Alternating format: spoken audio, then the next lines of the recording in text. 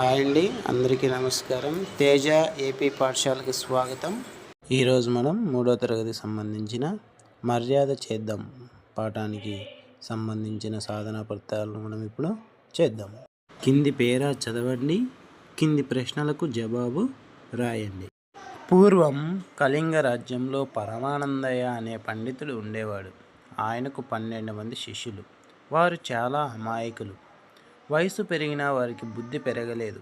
వారు చేసే పనులు కోపంతో పాటు నవ్వు తెప్పిస్తూ ఉంటాయి. మొదటి ప్రశ్న, శిష్యులు చేసే పనులు ఏం తెప్పిస్తుంటాయి? ఆన్సర్ ఈ కోపం, నవ్వు తెప్పిస్తుంటాయి.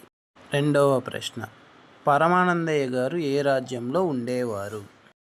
జవాబు, పరమానందయ్య గారు కళింగ రాజ్యంలో ఉండేవారు. మూడవ ప్రశ్న, పరమానందయ్య గారి శిష్యులు ఎలాంటి వారు? పరమానందయ్య గారి శిష్యులు చాలా అమాయకులు. వయసు పెరిగిన వారికి బుద్ధి మాత్రం పెరగలేదు. నాలుగవ ప్రశ్న, పరమానందయ్య శిష్యుల పనులు కోపంతో పాటు నవ్వు తెప్పిస్తాయి కదా, మీకు బాగా నవ్వు తెప్పించిన సందర్భాన్ని రాయండి.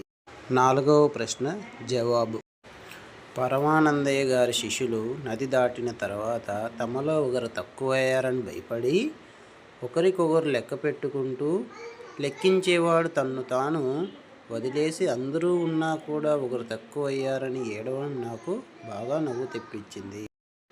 ఐదవ ప్రశ్న, గురువుగారి పట్ల శిష్యులు ఎలా ఉండాలి? జవాబు, గురువుగారి పట్ల శిష్యులు గౌరవంగా, వినయంగా మరియు విధేయతతో నడుచుకోవాలి. పాఠం ఆధారంగా కింది వాక్యాలు ఎవరితో అన్నారో మనం ఇప్పుడు కనిపెట్టి రాయాలి. మొదటి ప్రశ్న, అయ్యో అయ్యో ఇదేం అఘాయిత్యంరా అన్నది ఎవరు? జవాబు, ఈ వాక్యం పరమానందయ్య గారు తన శిష్యులతో అన్నారు. గురువుగారి ఇల్లు కాలిపోతున్నదిరా అన్నది ఎవరు? ఈ వాక్యం రాజభటులు ఒకరితో ఒకరు అన్నారు. మూడవ ప్రశ్న, ఒరేయ్ పెద్ద మనుషులరా, అతిథి దేవుళ్ళు ఇంట్లోకి దూరి వస్తున్నారు, బాగా మర్యాద చేద్దాం. ఈ వాక్యం శిష్యుల్లో ఒకడు మిగిలిన శిష్యులతో అన్నాడు.